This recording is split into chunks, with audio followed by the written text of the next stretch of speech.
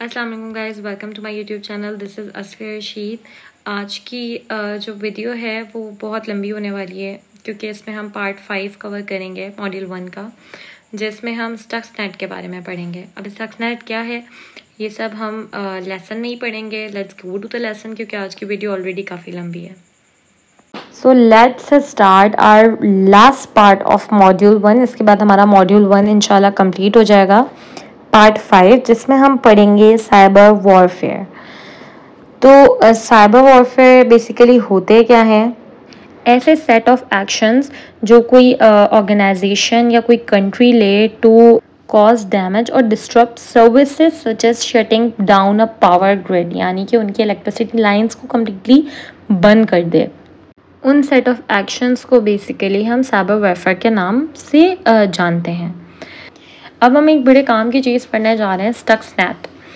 Basically Stuxnet क्या था? One example of state sponsored attack, जो हमने लास्ट वीडियो में पढ़ा था कि ऑर्गेनाइज्ड हैकर्स बेसिकली कहते हैं ना इनको, कि state sponsored attack involved the Stuxnet malware. ये मालवेयर ही है एक तरह का, that was designed not to just hijack targeted computers but to actually cause physical damage to equipment controlled by computers. तो यहाँ पर बेसिकली बताने का मकसद यहाँ पे यही है कि स्टक्सनेट मॉलवेयर का जो बेसिकली डिज़ाइन किया गया है वो just to hijack targeted computers नहीं है कि टारगेटेड कंप्यूटर्स के अंदर बस वो हाईजैक कर लें, बल्कि उसके थ्रू जो इक्विपमेंट कंट्रोल की जा रही है उसको फिजिकल डैमेज दे सकें। और बेसिकली स्टक्सनेट की एक बड़ी ज़बरदस्त हिस्ट्री है जो कि मैं चाहूँगी कि मैं आप लोगों के साथ शेयर करूँ। बेसिकली स्टक्सनेट जो है वो एक कंप्यूटर वॉर्म है जो कि डिज़ाइन किया था यूएस ने और इसराइली इंटेलिजेंस ने। यूएस और इसराइली इंटेलिजेंस ने, उन दोनों की इंटेलिजेंस ने मिल के वो डिज़ाइन किया था। किस लिए, ये आपको जान के बड़ी हैरानी नहीं होगी, मज़ा आएगा कि मतलब उन्होंने क्यों ये डिज़ाइन किया था। इन्होंने बेसिकली ईरान में न्यूक्लियर प्रोग्राम था, न्यूक्लियर प्रोग्राम का की पार्ट डिसेबल करने के लिए इन्होंने ये वॉर्म डिज़ाइन किया था, ये जिसको स्टक्सनेट कहते हैं। तो इन्होंने इस पर्पस से ये डिज़ाइन किया था। सो जैसा कि मैंने आपको पहले बताया, तो आपको ये चीज़ अब क्लियर हो गई होगी कि किस तरह से ये सिर्फ हाईजैक नहीं करता बल्कि फ़िज़िकल डैमेज भी उन इक्विपमेंट्स को पहुंचाता है जो उन कंप्यूटर से कंट्रोल किए गए होते हैं। So basically you know when it comes to security news it's always puzzling what gets reported. जब भी एक सिक्योरिटी न्यूज़ पे बात आती है हमेशा ये चीज़ पजल करती रहती है कि क्या चीज़ रिपोर्ट करनी चाहिए। अगर आप एक व्यूअर की हैसियत से इस शो को देखते हैं, किसी भी ऐसे शो को जो सिक्योरिटी न्यूज़ को क्रैक कर रही है, आप उस शो को देखते हैं तो आपको आइडिया होगा कि एक रेगुलर रिदम चल रहा होता है सिक्योरिटी इश्यूज़ का, जो टाइम टू टाइम आपको देखने को मिलते हैं और पब्लिक की अटेंशन ग्रैब करते हैं। Well, one new threat making the rounds did have the right mix of ingredient like some Stuxnet। अब Stuxnet एक ऐसी चीज़ है जो आपसे पहले मुश्किल थी मिलना, ठीक है। I mean it makes sense, right? Computer attacks nuclear power, foreign governments। So basically कहानी यहाँ तक पहुँच चुकी है जो आप पढ़ रहे हैं, और यहाँ पे हम थोड़ा सा गवर्नमेंट का पार्ट कवर कर रहे हैं। तो बेसिकली हमें जो ये सारी चीज़ें इतनी ज़्यादा मिक्सड अप होती हैं, इतना ज़्यादा पजलिंग होती हैं, क्या चीज़ें नहीं समझ में आ रही होती, ठीक है। तो हमें यहाँ पे 5 ऐसी चीज़ हैं जिनको हमें पढ़ना ज़रूरी है, जिनके थ्रू इस तरह के थ्रेड्स वर्कआउट कर सकती हैं। First one is non trivial distribution, primary spread via USB sticks. तो यूएसबी स्टिक्स के थ्रू ये task that is not quick and easy to accomplish, right. तो ये एक थोड़ा एक्सपेंसिव और हार्ड है टू अकम्प्लिश कि यूएसबी के थ्रू वायरस को फैलाना थोड़ा मुश्किल है। उसके बाद आता है नेक्स्ट वन, सोफिस्टिकेशन। ये एक इंटेलिजेंट वॉर्म है, इनिशियली टारगेटिंग विंडोज़ कंप्यूटर। इसने सबसे पहले विंडोज़ कंप्यूटर को टारगेट करना शुरू किया। VI-7 install its own driver using a stolen by legitimate certificate. अच्छा, लेजिटिमेट सर्टिफिकेट यूज़ करते हुए ही एक ड्राइवर अपने आप को इंस्टॉल कर सकता है, और ये ऑल्दो तो ये सर्टिफिकेट्स कुछ टाइम के बाद बेसिकली मनसूख हो जाते हैं, हटा दिए जाते हैं, उड़ा दिए जाते हैं, लेकिन इनके अंदर एक सिस्टम होता है जिसकी वजह से ये 24 आवर्स के अंदर दोबारा नया सर्टिफिकेट जो है वो इंस्टॉल कर सकते हैं या सील कर सकते हैं. So if we talk about the third point, modular coding, the thing can get new types while still on the road. इसका मतलब ये है कि ये automatically update अपने आप को कर लेता है. Multiple control servers, first in Malaysia, then in Denmark, now more, including peer to peer. Basically जब दो डिवाइसेस आपस में कनेक्टेड होती हैं तो ये एक दूसरे के अंदर जो भी प्रॉब्लम्स होती हैं या जो भी इनका डेटा होता है वो एक दूसरे को ऑटोमेटिकली उसके अकॉर्डिंगली अपडेट कर देते हैं. In fact when two run into each other, यही यहाँ पे ये लिखा हुआ है कि in fact when two run into each other they compare versions and make sure that they both updated. दोनों को ही अपडेट कर देता है जब दो डिवाइसेस आपस में इस चीज़ में मिलती हैं.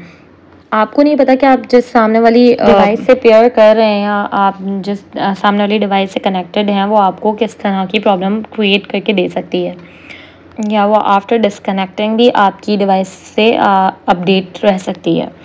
The fourth point is unique targeting. Unique targeting में ये हमें बता रहे हैं कि विंडोज़ एक just intermediary the friend of friend है, कि मतलब और डायरेक्टली विंडोज़ से कोई लेना देना नहीं है. बेसिकली स्टक्सनेट जो है वो किस चीज़ को ढूंढ रहा है, वो PLC को ढूंढ रहा है.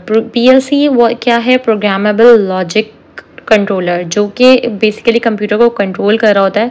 जो प्रोग्राम्स, जो लॉजिक, बेसिकली इंस्ट्रक्शंस जो उस कंट्रोलर के अंदर होती हैं, उसी के थ्रू जब वो उसको एक्सेस कर लेता है तो वो पूरा का पूरा कंप्यूटर का सिस्टम चेंज कर सकता है. इसलिए वो उसको टारगेट कर रहा होता है, which is technically not SCADA as it's often reported. अच्छा, SCADA बेसिकली क्या चीज़ होती है ये जानना ज़रूरी है, क्योंकि आपको नहीं पता कि SCADA क्या चीज़ है.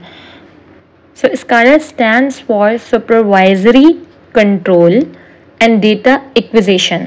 अब supervisory control and data acquisition से ये आपको अंदाज़ा हो जाना चाहिए कि क्या चीज़ है. ये एक ऐसा सिस्टम है, सॉफ्टवेयर और हार्डवेयर का मिक्सचर है, मतलब दोनों का मिला के एक ऐसा सिस्टम है जो अलाउ करता है एनालाइज करना डेटा को रियल टाइम में. ठीक है, ये डिफरेंट जगहों पर डिफरेंट तरीके से यूज़ होता है और बेसिकली SCADA एक बहुत बड़े पैमाने पे होता है. ठीक है, तो कह रहा है कि यूजुअली SCADA नहीं होता. ठीक है, these are small embedded industrial control system that run all sort of automated process from factories to oil refineries to nuclear plants. So यहाँ पे स्टक्सनेट क्या करता है कि वो एक फ़ायदा उठाता है कि सॉफ्टवेयर का जहाँ पे भी वीक पॉइंट है वहाँ से वो अंदर जाके डेटा की बिट्स तक जाके और चीज़ों को बंद करना स्टार्ट कर देता है. Don't grease a bearing for 10 minutes, don't sound an alarm, मतलब चेंजेस कर देता है डिफरेंट ताकि उसकी वजह से जो डिस्ट्रप्शन क्रिएट हो उसकी वजह से लॉस हो सके.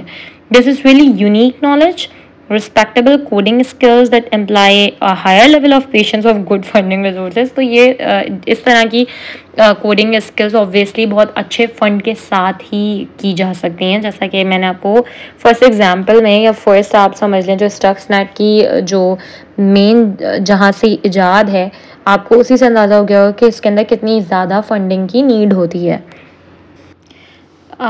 So the final one is our motive. Motive ये कहता है कि Stuxnet does not perform what? It does not threaten, यानी कि ये आपको धमकियाँ नहीं देता, ये आपको किसी इस तरह का नुकसान नहीं पहुंचाता कि कोई क्रिमिनल फोकस नहीं होता है इसका, या आपके क्रेडिट कार्ड की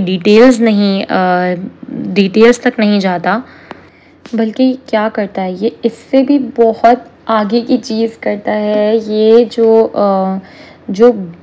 इंफ्रास्ट्रक्चर होता है, जो मेन इंफ्रास्ट्रक्चर होता है, ये उसको टारगेट करता है. Targets infrastructure are most essential necessities, power supply, water, safety and much more. ये इस तरह के इस लेवल की चीज़ों को टारगेट करता है. इसको आपके क्रेडिट कार्ड डिटेल्स से कोई लेना देना नहीं है, इसको 3000 मिलियन के डेटा से कोई लेना देना नहीं है. ये बेसिकली आपको आपकी डिस्ट्रप्शन किस तरह की क्रिएट करता है, ये मोस्टली स्टेट लेवल पे जाके, गवर्नमेंट लेवल पे जाके इस तरह के नुकसान पहुंचाता है. और हम जिस तरह की मेंटालिटी से बिलोंग करते हैं, हम कहते हैं कि if it and broke don't fix it. तो ऑब्वियसली हम इसको प्रॉपर देख नहीं सकते, हम इन चीज़ों को टेक्निकली जब हैंडल नहीं कर रहे होते तो हमें कैसे पता कि इसमें स्टक्सनेट आ चुका है और इस लेवल का आ चुका है। So don't worry, stay tuned कि ये लास्ट चीज़ नहीं है जिसको हमने लर्न किया। हमारे लिए बहुत कुछ है लर्न करने के लिए, और जैसे जैसे एग्जांपल्स आती रहेंगी, स्टेट टू स्टेट एग्जांपल्स आती रहेंगी, हम उस चीज़ को पढ़ते रहेंगे, हमें समझ आता रहेगा कि किस तरह के स्टक्सनेट और स्टक्सनेट ने क्या क्या प्रॉब्लम क्रिएट की। ठीक है, अब एक मैं चाहती हूँ कि बेसिकली स्टक्सनेट के जो आपने 5 पॉइंट्स पढ़े हैं उनको थोड़ा सा मैं रिवाइज कर दूँ। तो जो फर्स्ट थिंग हमने देखी थी वो ये था non trivial distribution. Stuxnet non trivial distribution के थ्रू भी फैल सकता है, जो कि हमने फर्स्ट एग्जांपल ली थी यूएसबी स्टैक। ठीक है, उसके थ्रू फैलना थोड़ा डिफ़िकल्ट है क्योंकि लोगों तक पहुंचने में मुश्किल है, वेरी एक्सपेंसिव है, very hard to come by. ठीक है, सेकेंड थिंग हमने पढ़ी थी सोफिस्टिकेशन, जो कि एक इंटेलिजेंट वॉर्म है। बेसिकली है तो स्टक्सनेट ही ना, लेकिन वो करता क्या है, वो विंडोज़ कंप्यूटर को टारगेट बनाता है और सर्टिफिकेट के थ्रू उसके ड्राइवर इंस्टॉल करता है, लेजिटिमेट सर्टिफिकेट मतलब चुराता है और अपने ड्राइवर इंस्टॉल करता है। और जब ड्राइवर इंस्टॉल हो जाता है तो कुछ टाइम के बाद, क्योंकि इंटरनेट से खुद ही ड्राइवर रिवोक हो जाता है, तो वो विदिन 24 आवर्स एक नया सर्टिफिकेट ऐड कर लेता है। नंबर 3 पे थी मॉड्यूलर कोडिंग, जिसमें आपको पता है कि पेयर टू पेयर डिवाइसेस जो होती हैं उनके साथ वो एक दूसरे के साथ जब कनेक्ट हो जाती हैं तो वो ऑटोमेटिकली अपडेट करना शुरू कर देता है। नंबर 4 पे यूनिक टारगेटिंग थी कि वो स्काडा समझता है, उसका बेसिकली टारगेट जो होता है वो पीएलसी होता है। पीएलसी प्रोग्रामेबल लॉजिक कंट्रोलर होता है, जिससे जाके वो इस तरह का डैमेज क्रिएट कर सके जिससे वो चीज़ें बंद कर सके या बेसिकली जो इंस्ट्रक्शंस हैं उनको चेंज कर सके, वो उसके थ्रू डैमेज कॉज कर सके। And the final point of Stuxnet is motive, जो आपके सामने है और आपने अभी भी पढ़ा है कि उसका मोटिव क्या होता है। छोटी मोटी चीज़ें नहीं करनी है उसको बहुत बड़ी बड़ी चीज़ें करनी है, जैसे कि आपने अभी पढ़ी हैं। अब हम ये पढ़ेंगे कि इसका एम क्या है, पर्पस क्या है। प्राइमरी ऑब्जेक्टिव या रीज़न ये है कि ओपोनेंट्स के ऊपर, चाहे नेशन हो चाहे ऑर्गेनाइजेशन हो, कॉम्पिटिटर्स के ऊपर एडवांटेज लेना। So the first aim या first purpose is to gather compromise information and defense secrets। एक country या इंटरनेशनल ऑर्गेनाइजेशन साइबर वॉरफेयर क्यों यूज़ करती है, ताकि वो डिफेंस के सीक्रेट्स चुरा सके और उनकी टेक्नोलॉजी से रिलेटेड, उनकी स्टेट से रिलेटेड इंफॉर्मेशन गैदर कर सके। Furthermore, compromised sensitive data can provide attackers with leverage to blackmail foreign government personnel। और फॉरेन गवर्नमेंट पर्सनल को ब्लैकमेल करने के भी वो काम आ सकता है, जो सेंसिटिव डेटा वो चुरा सकते हैं। तो वो चोरी करके ब्लैकमेलिंग करके भी अर्निंग मनी में ही होती है, या वो उनसे कुछ डिफरेंट टाइप की सिचुएशंस या डिमांड्स मनवा सकते हैं इस तरह के काम करके। The second one is to impact another nation's infrastructure। Basically ये तो नेशन टू नेशन ही हो रहा है ना, कि स्टक्सनेट जो है मैं किसी डिफरेंट नेशन के लिए प्रॉब्लम क्रिएट कर रही हूँ, उसकी अगर मैं इंस्टॉल कर रही हूँ। A nation can continuously invade an others nation infrastructure. वो कंटिन्यूसली इन्वेड कर सकते हैं, उनके प्राइवेसी, उनका जो इंफ्रास्ट्रक्चर है उसमें डिस्ट्रप्शन और प्रॉब्लम्स अकर कर सकते हैं, चाहे वो इनका इंडस्ट्रियल एरिया हो, इंडस्ट्रियल एरिया हो, या इनका मिलिट्री का कोई स्पाई इंटेलिजेंस हो, कुछ इस तरह की चीज़ हो, लेकिन वो कंटिन्यूसली उनके इंफ्रास्ट्रक्चर में प्रॉब्लम डिस्ट्रप्शन क्रिएट कर सकते हैं। A cyber attack for example could bring a major city's power grid. आपने पूरी कंट्री का मोर देन 75% का पावर ग्रिड ऑफ कर दिया। इस तरह की जब कंट्रोल्स किसी और के पास चले जाते हैं तो वो आपकी कंपनी में तंग करना शुरू कर देते हैं, रोड्स कंजेस्टेड कर दिए, या exchange of goods and services बंद कर दी, या कुछ इस तरह की प्रॉब्लम्स। इन सिंपल वर्ड्स, इस तरह की प्रॉब्लम्स जिससे एक सिटीजन, नॉर्मल सिटीजन की डेली लाइफ के ऊपर प्रॉब्लम आए। और नॉर्मल सिटीज़न की लाइफ को इम्पैक्ट करने का मेन रीज़न ही यही है कि उनकी गवर्नमेंट के ऊपर से फेथ एंड कॉन्फिडेंस ख़त्म हो जाए। तो आज की वीडियो मेरे ख़्याल से थोड़ी इंटरेस्टिंग थी, थोड़ी टफ़ भी थी, आपको सीखने में शायद थोड़ा टाइम भी लगा हो, थोड़ा आप लोगों ने रिवाइंड भी किया हो, थोड़ा रुक रुक के पढ़ा भी हो। तो आज की वीडियो मैं यहीं ख़त्म करना चाहूँगी इस लाइन के साथ। Cyber warfare is a serious problem with potentially disasters consequences. तो यहाँ पे ये चीज़ मैं ज़रूर ऐड करना चाहूँगी कि नेशंस और गवर्नमेंट को साइबर सिक्योरिटी प्रोफेशनल्स की इस वक्त बहुत ज़्यादा ज़रूरत है, और आज से पहले इतनी ज़रूरत कभी नहीं हुई। तो आपने अपना साइबर सिक्योरिटी का कैरियर बिल्कुल सही टाइम पे स्टार्ट किया है। आज के लिए इतना ही। Thank you. अल्लाह हाफ़िज़।